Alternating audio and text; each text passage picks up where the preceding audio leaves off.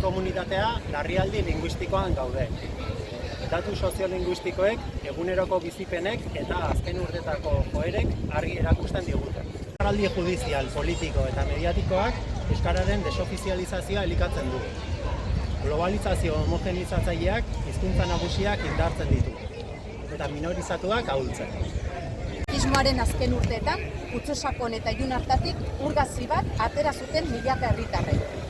Ikastolak, gau-eskolak, euskara batua, kultur sistema oso bat, hedabideak, ezagutza soziolinguistikoa, guztia haize kontra.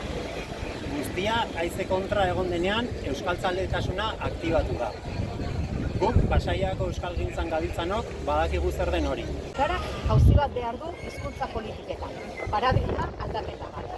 Ezagutza benetan orokortuko duten politika, erabilera normalerako baldintzak sortuko dituzten neurriak, ofizialtasuna Euskal Herri osoan, zehar lerrotasuna politika publiko guztietan.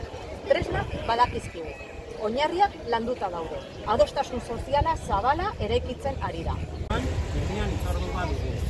Hizkunde berri baterako bidean euskaltzaleon indarra erakusteko une kolektiboa. Hizkuntza politiketan jauzi ausarta exijitzeko unea. Herri erronka erraldoia. Sinetsita gaude, herri honek bat dira. Badu antolatzeko gaitasuna, badu ilusioa. Orain, indar hori lideratu behar dugu. Euskaltzaletasuna da gaurko giltza. Euskaltzaletasuna da itxaropena. Ez soilik euskararen aldeko jarrera gisa, baizik eta gizarte hobe baten aldeko konpromiso gisa. Gure eskubideak urratzen direnean ez isiltzea.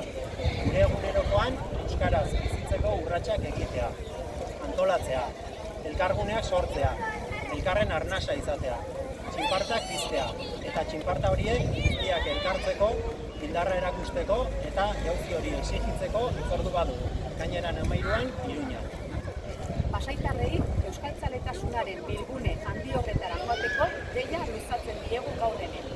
Eta bertara iristen laguntzeko autobusak antolatuko ditugu.